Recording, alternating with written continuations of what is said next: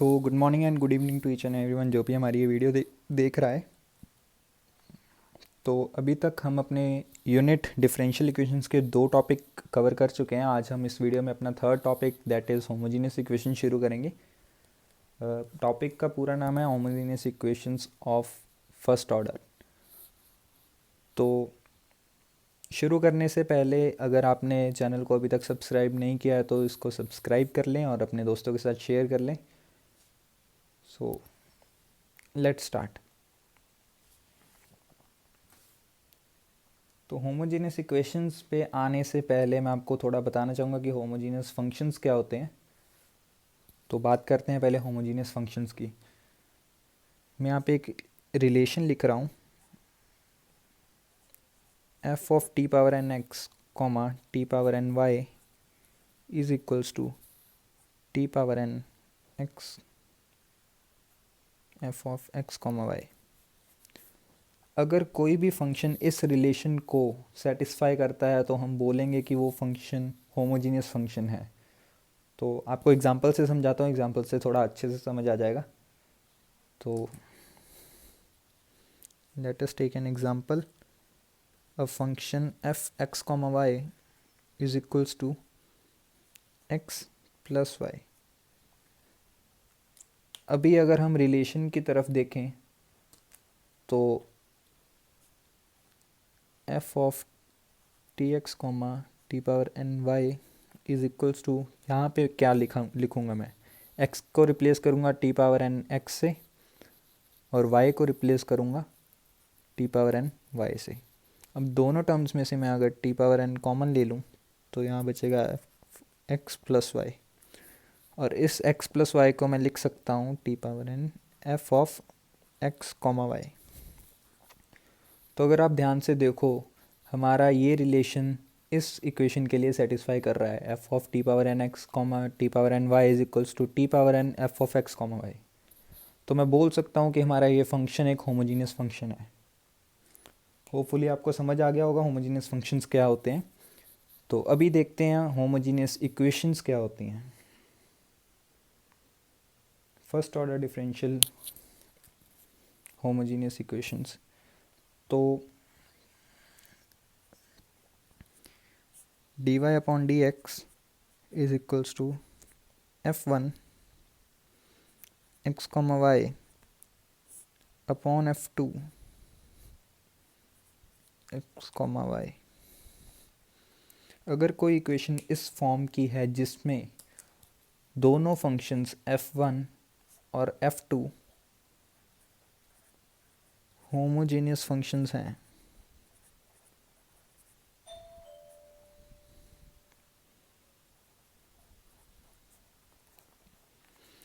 Of same degree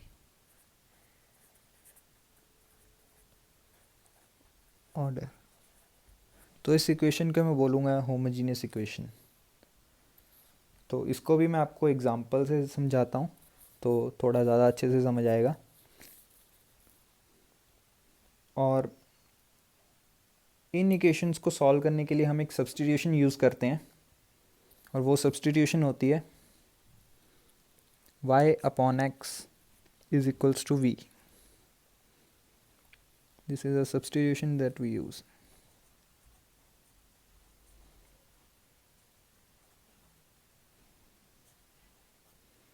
तो मैं आपको दिखाता हूँ इसको कैसे यूज़ करते हैं हमारे क्वेश्चन सॉल्व करने के लिए।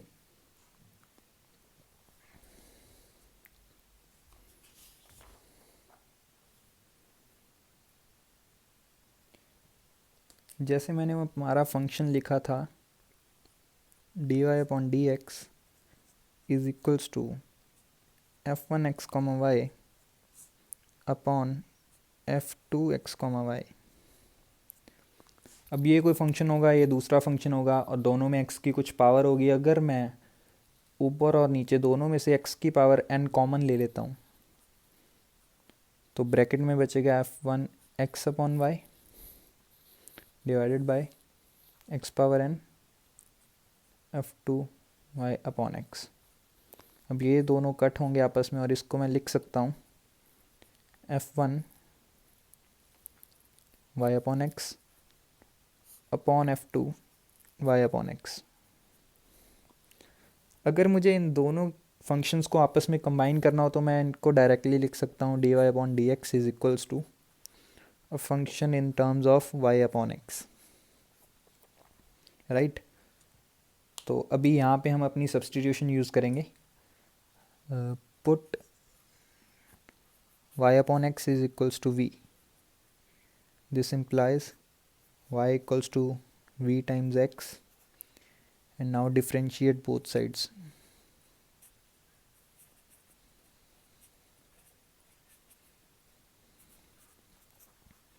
मैं आपको सजेस्ट करूँगा कि अगर आपने मेरी लास्ट वीडियो यानी कि हमारा सेकंड लेक्चर जो कि था हमारे टॉपिक पे solution of differential first order differential equation with the help of separation of variable method, अगर आपने वो नहीं देखा तो आई सजेस्ट यू कि आप यहाँ से वो देखें पहले फिर इस वीडियो में आए, क्योंकि अभी यहाँ पे हम वही टॉपिक दोबारा से यूज़ करने वाले हैं। तो जब मैं इन दोनों साइड्स को डिफरेंशिएट करूँगा तो मैं लेफ़्ट साइड को लिखूँगा d y upon d x is equals to, right side की डिफरेंशिएशन होगी v plus x times d v upon d x, right. तो मैं d y upon d x को लिख सकता हूँ फंक्शन y अपॉन एक्स, और y अपॉन एक्स को हमने v लिया है तो मैं यहाँ पे लिखूँगा f of v is equals to v plus x d v upon d x. अब यहाँ पे हमारे पास सिर्फ दो वेरिएबल्स हैं, एक v और दूसरा x। हम दोनों को सेपरेट कर लेंगे, v वाली टर्म्स एक साइड और x वाली टर्म दूसरी साइड। तो हमारे पास एंड में रिजल्ट बचेगा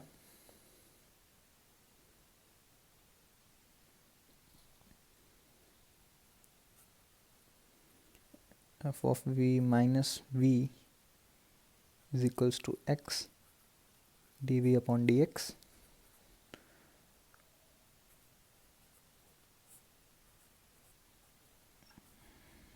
D v upon f v minus we.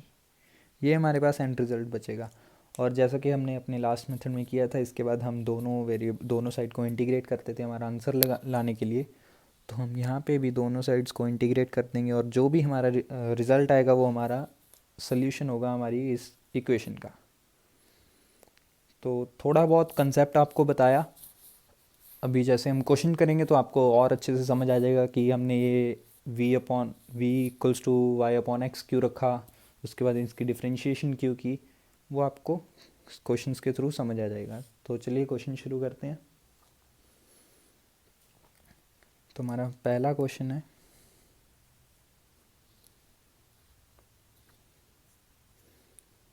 x times x minus y d y plus y square d x is equals to zero. आपको एग्ज़ाम में सिंपल क्वेश्चन दिया होगा, आपको नहीं बताया गया होगा कि ये होमोजीनियस इक्वेशन है, इसको कैसे सॉल्व करना है, राइट। तो इसके लिए आपको खुद ही देखना पड़ता है कि कौन सा मेथड लगेगा और कैसे क्वेश्चन सॉल्व होगा। तो होमोजीनियस इक्वेशन के लिए सबसे पहले हम क्या करते हैं, इसको पहले d y upon d x की फॉर्म में लिखते हैं। तो ये बनेगा y square divided by x y minus x square. तो अब हमें चेक करना होगा कि ये सच में एक होमोजीनियस इक्वेशन है या नहीं। तो उसके लिए हमारी कंडीशन क्या थी, दोनों फंक्शंस होमोजीनियस फंक्शंस होने चाहिए और यहाँ पे आप देख सकते हो कि दोनों फंक्शंस होमोजीनियस फंक्शंस हैं, दोनों की डिग्री 2 है। तो हम अपना क्वेश्चन आगे सॉल्व कर सकते हैं। सो हम यहाँ पे अपनी सब्सटीट्यूशन लेंगे, put y equals to v times x, और जैसा कि हमने d y upon d x निकाला था equals to v plus x d v upon d x. यहाँ पे हम डी वाई को पुट करेंगे हमारी given equation, y square upon x y minus x square is equals to v plus x d v upon d x. अब y को हमने put late किया है v अपॉन वी एक्स, तो यहाँ पे बनेगा v square x square upon v x square minus x square minus v is equals to x times d v upon d x. तो अगर आप ध्यान से देखो तो ये एक्स स्क्वेयर तीनों टर्म्स कैंसिल हो जाएंगी आपस में, और इधर बचेगा v square v minus one minus v equals to x d v upon d x. अब यहाँ पे एलसीएम लेंगे तो बनेगा v square minus v square plus v upon v minus one is equals to x times d v upon d x. ये v square cancel हो जाएगा आपस में, और हम यहाँ पे अपना एक्स वाली टर्म्स और वी वाली टर्म्स को सेपरेट कर लेंगे। सेपरेट करने पे हमें मिलेगा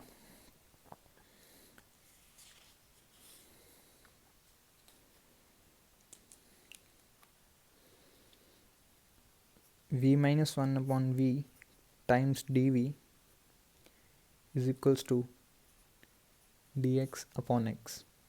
तो अब हम v को दोनों से अलग अलग डिवाइड करेंगे, तो यहाँ बचेगा one minus one upon v times d v is equals to one upon x times d x. Now हम दोनों साइड्स को इंटीग्रेट करेंगे। इंटीग्रेशन करने से हमें मिलेगा यहाँ पे v minus log v is equals to log x plus log c। अभी अगर आपको नहीं पता कि हमने यहाँ पे कांस्टेंट को log ऑफ c क्यों लिखा, तो आई सजेस्ट यू कि आप हम मेरी पहली वीडियो को देखें, उसमें आपको पता चलेगा कि हमने इसको नॉर्मल कांस्टेंट c लिखने की बजाय log c क्यों लिखा। तो इसको हम लिख सकते हैं v is equals to log of x v c। जैसे कि log of a plus log of b plus log of c equals to log a b c होता है, सेम हमने प्रॉपर्टी यहाँ पे लगाई। तो अब यहाँ पे हम इसको लिख सकते हैं equals to e power v। तो मेनली हमारा यहाँ पे आंसर आ चुका है, लेकिन क्वेश्चन हमें x और y की टर्म में गिवन था, तो हमें v को दोबारा एलिमिनेट करना होगा। तो जैसा कि हमने v को y को लिखा था v टाइम्स x, तो यहाँ से v आएगा y अपॉन x। तो यहाँ पे हम v की वैल्यू पुट कर देंगे, यहाँ बनेगा x y upon x times c is equals to e power y upon x. तो ये x कैंसिल हो जाएगा, यहाँ बनेगा y equals to one upon c e power y upon x. तो इसको हम लिखेंगे y equals to c2 e power y upon x, और ये हमारा आंसर होगा। होपफुली आपको समझ आ गया होगा होमोजेनियस इक्वेशन का कंसेप्ट और उसको कैसे सॉल्व करते हैं। तो जस्ट फॉर प्रैक्टिस और थोड़ा और क्लियर करने के लिए हम एक और क्वेश्चन करके देखते हैं, the last question of this video. Question मैं आपके सामने लिख देता हूँ, y minus x d y upon d x is equals to x plus y d y upon d x. तो जैसा कि हमारा पहला स्टेप था कि हमें देखना है कि ये सच में होमोजेनियस इक्वेशन है या नहीं, तो सबसे पहले हम वही देखेंगे। तो हम पहले d y upon d x वाली टर्म्स को एक साइड कर लेंगे और दूसरी टर्म्स को एक side.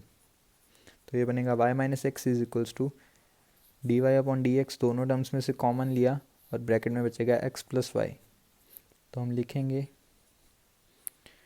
D y upon d x is equals to y minus x upon x plus Y.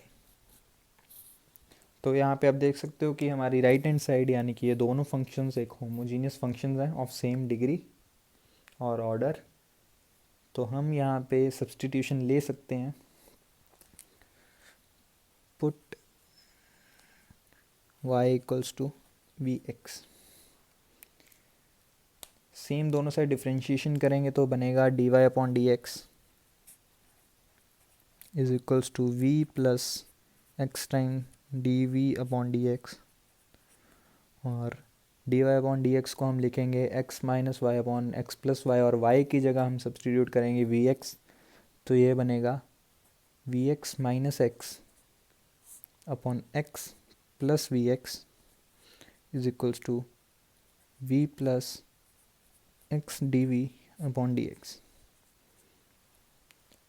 यहाँ पे हम फिर से अपने v और x दोनों टर्म्स को सेपरेट करेंगे, और सेपरेट करने पे सबसे पहले हम इस x को दोनों टर्म्स में से कॉमन लेंगे और आपस में कट करेंगे। तो ये बनेगा v minus y one upon one plus v minus ये v लेफ्ट साइड लेके जाएंगे is equals to x times d v upon d x. तो जब आप इसको एलसीएम लोगे और सब सॉल्व करोगे तो एंड में आपको मिलेगा d x upon x is equals to minus of v plus one upon v square plus one d we.